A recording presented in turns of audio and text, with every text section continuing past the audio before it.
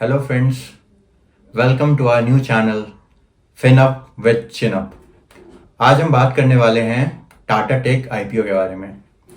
आप लोगों को थंबनेल और टाइटल देख के समझ में तो आ ही गया होगा, बट ये काफ़ी हॉट टॉपिक चल रहा है अभी जब से इसका आईपीओ लॉन्च हुआ है। इसका आईपीओ कब स्टार्ट हुआ था? 22 ऑफ नवंबर को। आज जब हम वीडियो शूट कर रहे हैं तो 23 ऑफ नवंबर है एंड इसका जो एंड डेट है वो 24 ऑफ नवंबर तक होगा। तो अभी भी अगर आप आज भी वीडियो देख रहे हैं तो कल आप इसको अप्लाई कर सकते हैं।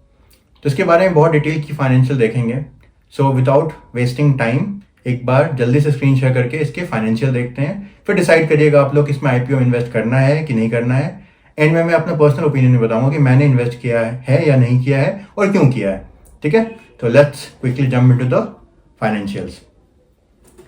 सो यहाँ आप देख सकते हैं इसका स्टार्टिंग डेट क्या है, 22 ऑफ नवंबर से लेके 24 of November as discussed. The total value of this IPO, मतलब जो कितना प्राइस पे, मतलब कितने करोड़ का ये आईपीओ हुआ है उसका देख सकते हैं आप, 3042 करोड़, मतलब जो कि छोटा अमाउंट नहीं होता। ऑब्वियसली LIC आईपीओ से बड़ा था, बट या this is also big amount. And अभी 5 आईपीओ चल रहे हैं, उसमें one of the best IPO है ये। बेस्ट क्यों है उसका हम ऑब्वियसली डिस्कस करेंगे विद टाइम्स, राइट। तो यहाँ देखते हैं इसका जो प्राइस बैंड है वो 475 से 500 का बिडिंग करना है। तो मतलब बेसिकली अगर कोई इसको आईपीओ अप्लाई कर रहा है तो प्रेफर करना चाहिए 500 पे अप्लाई करने का, so that the chances of getting IPO get increased. ठीक है, फेस वैल्यू 2 रुपीज़ है, वो तो कंपनी का डिपेंड करता है, तो 2 rupees is fairly good. Lot size क्या होता है? लॉट साइज मतलब क्या होता है कि बेयर मिनिमम शेयर्स इतना होना चाहिए, तभी आप उसे अप्लाई कर सकते हैं। लाइक 30 शेयर्स होगा, अगर आप 500 का बिडिंग मारते हैं तो ऑलमोस्ट 15,000 का एक लॉट आप खरीद सकते हैं, राइट। उसमें भी अलग अलग कंडीशंस होते हैं, रिटेल कैटेगरी, HNI कैटेगरी, वो भी हम डिस्कस करेंगे। सो पहले जो बेसिक इन्फॉर्मेशन है आईपीओ को वो हम डिस्कस। ये जो लिस्टिंग होगा वो NSE BSE दोनों पे लिस्टिंग होगा, क्योंकि obviously Tata Tech is such a giant company. Tata का ब्रांड ही काफ़ी होता है बहुत लोगों के लिए डिसाइड करने के लिए how impactful this company is. अभी मतलब मैंने काफ़ी अपने दोस्तों से बात किया तो उनको ये डिफरेंस नहीं पता था कि टाटा टेक क्या कर रहा है या टाटा एलेक्साई क्या डिफरेंस है उसमें, या TCS क्या कर रहा है। तो ये वाला पार्ट भी just hold on, we will discuss that part also. ठीक है, तो इसका जो अलॉटमेंट होगा वो अलॉटमेंट का जो बेसिस ऑफ अलॉटमेंट है वो 30 ऑफ नवंबर तक हमें थोड़ा आइडिया लग जाएगा। और अगर आपको अलॉटमेंट इनिशिएशन, अगर आपको अलॉटमेंट नहीं मिला तो जो रिफंड वाला पार्ट है वो आपको 1 दिसंबर तक में आपके मिल जाएगा। अगर आपको अलॉटमेंट मतलब मिल जाता है और आपके अगर डीमैट अकाउंट में शेयर्स आता है तो वो कब आएगा? वो आपके 4 ऑफ दिसंबर तक में आपको क्रिएट कर दिया जाएगा शेयर्स।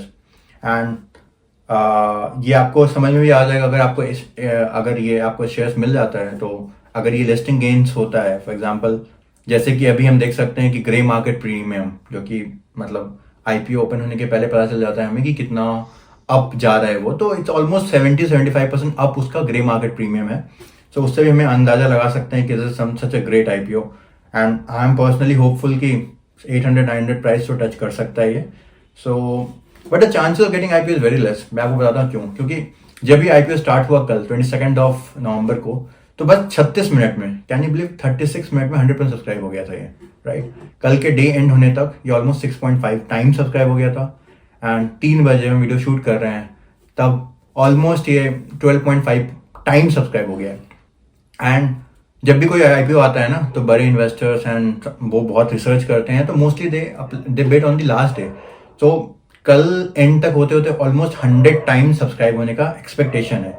जस्ट इमेजिन, अगर आपने भी बिड किया है तो आपका chances of getting this IPO becomes 1/100 time. But still if you are lucky enough you get this IPO और लिस्टिंग गेन होता है तो that's well and good, and that would be completely your call कि आप उसको listing gain करके exit कर सकते हैं या इसको होल्ड भी कर सकते हैं। क्यों मैं बोला होल्ड कर सकते हैं? Because will discuss this also कि इसका जो P रेशियो है, जो प्राइस टू अर्निंग रेशियो होता है कंपनी का, जिस पे बेसिस हम डिसाइड करते हैं कंपनी महंगा है कि सस्ता है, बेसिकली हम इसका वैल्यूएशन डिसाइड करते हैं, वो काफ़ी अच्छा है इसका as compare to all the competitors, right. तो वो भी हम देखेंगे इसका, राइट। तो यस, कमिंग टू जो हमने बात किया था कि कौन कौन से टाइप होते हैं, तो उसमें रिटेल का 2 टाइप होता है। अगर आप 1 लॉट के लिए बिड करते हैं उसको रिटेल मिनिमम बोलता है, दैट्स 1 लॉट। अगर आपने मैक्सिमम कितना का बिड कर सकते हैं as a retail investor? Retail investor मतलब क्या है? छोटा इन्वेस्टर, लाइक मेरे आपके टाइप के इन्वेस्टर को रिटेल इन्वेस्टर बोलते हैं, राइट? तो मैक्सिमम वो 2 लाख से नीचे अगर बिड करते हैं एज अ प्राइस, तो वो रिटेल कैटेगरी में आते हैं, तो टोटल 13 लॉट मैक्सिमम वो बिड कर सकते हैं। अगेन इसमें एक और कंडीशन है, अगर आपके पास टाटा मोटर्स का शेयर है तो उसके लिए अलग प्रिविलेज है, मतलब देयर इज अ डिफाइंड कि आप वहां पे भी आपको ज्यादा चांसेस होगा वो मिलने का।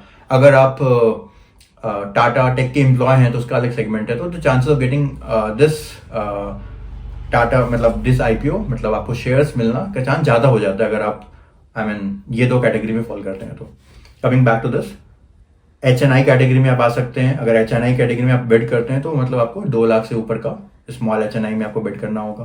मैक्सिमम लिमिट होता है 10 लाख तक का यहाँ पे, एंड उसके ऊपर आप आते हैं बिग HNI में जो 10 लाख से ऊपर होता है, राइट?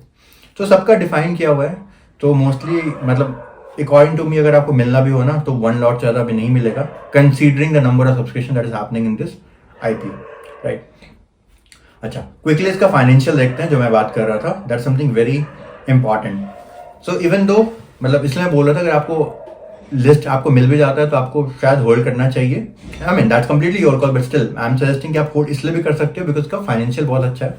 देखते हैं कि ये जो 2021 वाला जो फाइनेंशियल ईयर 31 मार्च को जो एंड हुआ उसमें आप देख सकते हैं इसका रेवेन्यू 2.4K था, 2.4K value would be in crore, इतना इसका रेवेन्यू था।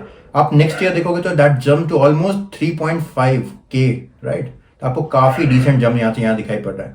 फिर अगर आप दिस ईयर का मार्च का देखेंगे तो ऑलमोस्ट 4500 करोड़ का इसका रेवेन्यू हो चुका था। तो आप ये ग्रोथ देखो 25 से 35, 24 से 35, 35 से 45, और आप देखोगे ये वैल्यू तो फिर कम है, बट यहाँ पे आप देखोगे ये बस हाफ ईयर का है, राइट? ये हम करंट ईयर की बात कर रहे हैं, 30 सितंबर पे जो वैल्यू था उसकी बात कर रहे हैं। तो आप यहाँ पे देखोगे ग्रोथ इज वेरी गुड। मैं रेवेन्यू का तो देख लिया ये, अगर आप ये देखोगे profit after tax, right, PAT इसको बोलते हैं, वो भी आप इसका ग्रोथ देखो 239 करोड़ जो 31 मार्च 2021 पे था, आप देखोगे 31 मार्च 2022 में ये वैल्यू बढ़ के 436 करोड़ हो गया था। सिमिलरली 31 मार्च 2023 में बढ़ के कितना हो गया था? 624। देखिए ग्रोथ कितना अच्छा है, 239 से 436 फिर 624। इस साल का भी हाफ ईयर का जस्ट 351 है। तो growth is very phenomenal. Company is doing very good in terms of revenue, very good in terms of profit, and that's make this company a strong business. And वो भी टाटा का business तो strong ही होता है, हम सबको पता है, राइट? तो अगेन मैंने जो एक शुरू में चीज डिस्कस किया था कि टाटा टेक, TCS और ये टाटा एलेक्साई, इसमें क्या डिफरेंस है? आई मीन अगर आप इसके वेबसाइट पे जाओगे तो देखोगे कि product development and engineering services provide करता है। अगर आपको ये समझ नहीं आया होगा तो मैं एक सिंपल सा एग्जांपल लेके आपको बताऊंगा। फॉर एग्जांपल अगर मैं एक नया बिजनेस स्टार्ट करता हूँ इलेक्ट्रिक व्हीकल का, ठीक है, तो वहाँ पे मेरे को क्या क्या चीज़ लगेगा? फर्स्ट तो मेरे को लगेगा कि कोई कंपनी, समवन जो कि मेरे को आउटसोर्स करना है पूरा, someone who can make a hardware parts and other manufacturing stuff for me. तो मैं किसको हायर करूंगा? टाटा टेक्नोलॉजी को हायर करूंगा। They are the one who will be into engineering and product development. वो मेरे लिए इसका हार्डवेयर एंड इलेक्ट्रिक व्हीकल बना के मेरे को देंगे, राइट? अब वहां से हमारा काम चलेगा नहीं, राइट? अगर हमें वो होता है उसके बाद आपको क्या करना होगा? You have to install a particular software, you have to innovate things, right? जैसे टेस्ला वैसे करता है, right? Tesla is having one of the best innovation centers and they make some great technology in their product. तो ये काम कौन करेगा? ये टाटा एलेक्साई करता है। They add the innovation part, research part, development, ये वाला part वो टाटा एलेक्साई करता है। तो अब TCS क्या करता है? TCS भी तो सर्विसेज तो प्रोवाइड करता ही है, वो भी टेक्नोलॉजी से रिलेटेड, सॉफ्टवेयर रिलेटेड। तो क्या है कि once the product is made, software installed, इसके आगे का सर्विसेज जो होता है ना वो TCS प्रोवाइड करता है। I hope this is clear to you guys कि तीनों मतलब कि तीनों ही बहुत बड़े बिजनेसेस है। TCS तो मतलब इंडिया का सेकंड थर्ड लार्जेस्ट बिजनेस में आता है।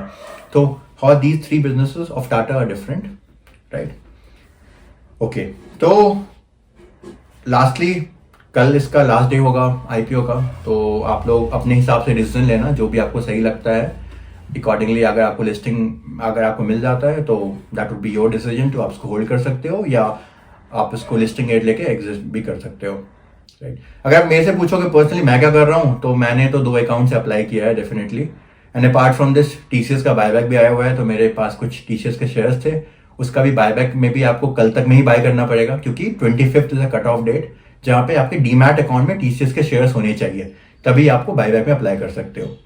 आई होप अभी हम जो भी डिस्कस किए या आपको वैल्यू एडिशन मिला होगा एंड इससे आप बेटर डिसीजन ले पाएंगे whether you need to apply in the IPO और whether you need to apply for the buyback in TCS. Thanks everyone for watching. Have a great day. Bye bye. We'll see you again.